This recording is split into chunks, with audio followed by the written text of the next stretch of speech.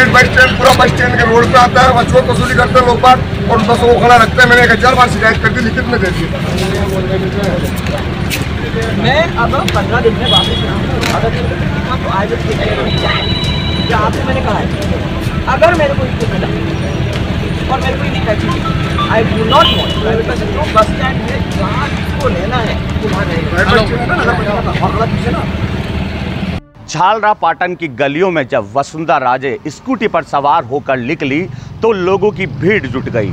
लोग वसुंधरा राजे को देखने के लिए सड़कों पर आ गए और इस भीड़ को देखते हुए माना यह जा रहा है कि वसुंधरा राजे का ये शक्ति प्रदर्शन है, क्योंकि आगामी दिनों में राजस्थान के 5 जिलों में उपचुनाव होने हैं। ऐसे में उपचुनाव से पहले वसुंधरा राजे को देखने के लिए जिस तरह भीड़ जुटी, उसे शक्ति प्रदर्शन का नाम दिया गया। हालांकि एक कार्यक्रम में शामिल होने वसुंधरा राजे पहुंची थी, वह स्कूटी पर सवार होकर निकली और प्रशासनिक अधिकारी भी स्कूटी पर सवार होकर निकले। लेकिन उपचुनाव से पहले जिस तरह वसुंधरा राजे एक सभा में, एक कार्यक्रम में शामिल होती है और भीड़ जुट जाती है, इसको लेकर चर्चाएं शुरू हो जाती है। क्योंकि पूर्व में भी देखने को मिला था, पार्टी कार्यालयों की बैठक में वसुंधरा राजे शामिल नहीं हुई।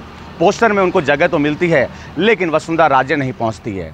पूर्व में भी देखने को मिला था, विधानसभा चुनाव और लोकसभा चुनाव में वसुंधरा राजे की नाराजगी साफ तौर पर देखने को मिल रही थी और वसुंधरा राजे बैठकों में शामिल नहीं हो रही थी। हालांकि झालरा पाटन के जब स्कूटी पर सवार होकर निकली तो एक कार्यक्रम में शामिल होने निकली थी। वहां पर क्षेत्र के जनता की समस्याओं को भी सुनना और क्षेत्र में हो रही गंदगी को लेकर नाराजगी भी व्यक्त करी। इस दौरान प्रशासनिक अधिकारी भी उनके साथ मौजूद रहे और प्रशासनिक अधिकारियों को निर्देश दिए गए कि गंदगी को साफ किया जाए। लेकिन जिस तरह वसुंधरा राजे अब एक्टिव हुई है, अपने विधानसभा क्षेत्र में लगातार जनता के बीच जा रही है। इस दौरान सांसद दुष्यंत सिंह भी उनके साथ रहे। लेकिन जिस तरह वसुंधरा राजे स्कूटी पर सवार होकर लेकी, प्रशासनिक अमला भी उनके साथ रहा और भीड़ एक के बाद एक बढ़ती गई और कारवां बढ़ता गया। अब इस भीड़ को शक्ति प्रदर्शन का नाम दिया जा रहा है। क्या ये शक्ति प्रदर्शन है या फिर प्रदेश स्तर पर या फिर जो शीर्ष नेतृत्व को एक चेतावनी दी जा रही है कि आज भी लोगों की भीड़ उनके साथ है, संख्या बल उनके साथ है। शायद यही दिखाने की कोशिश वसुंधरा राजे करने में लगी थी, इसलिए भीड़ की संख्या बढ़ती चली गई। हालांकि अब कहा जा सकता है कि जिस तरह वसुंधरा राजे एक्टिव हुई है,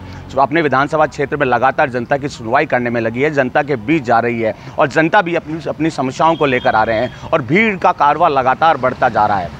इससे साफ जाहिर हो रहा है कि वसुंधरा राजे एक शक्ति प्रदर्शन के माध्यम से प्रदेश स्तर के नेताओं को, शीर्ष स्तर के नेताओं को चेतावनी उनकी ओर से दी जा रही है कि अभी भी वो जो है धरातल पर पुरजोर तरीके से एक्टिव है। क्योंकि वसुंधरा राजे जब बैठकों में शामिल नहीं हो रही थी तो लगातार चर्चाएं शुरू हो गई थी कि वसुंधरा राजे का राजनीतिक कैरियर खत्म हो रहा है। लेकिन अब एक बार फिर वसुंधरा राजे जिस तरह एक्टिव हुई है, चर्चाओं का दौर शुरू हो गया है। प्रदेश कार्यालय में हो, कार्यकर्ताओं के बीच हो या पदाधिकारियों के बीच है, लगातार चर्चा हो रही है कि वसुंधरा राजे वापस एक्टिव हो गई है। और जिस तरह भीड़ लगातार बढ़ी थी, इसको देखते हुए साफ जाहिर हो रहा है कि वसुंधरा राजे जो है उपचुनाव से पहले एक संकेत देना चाहती है प्रदेश स्तर के नेताओं को कि अगर उन्हें साथ लेकर नहीं चला गया, उन्हें नदारद किया गया, साइडलाइन किया गया, तो उसका नुकसान पार्टी स्तर पर भुगतना पड़ सकता है।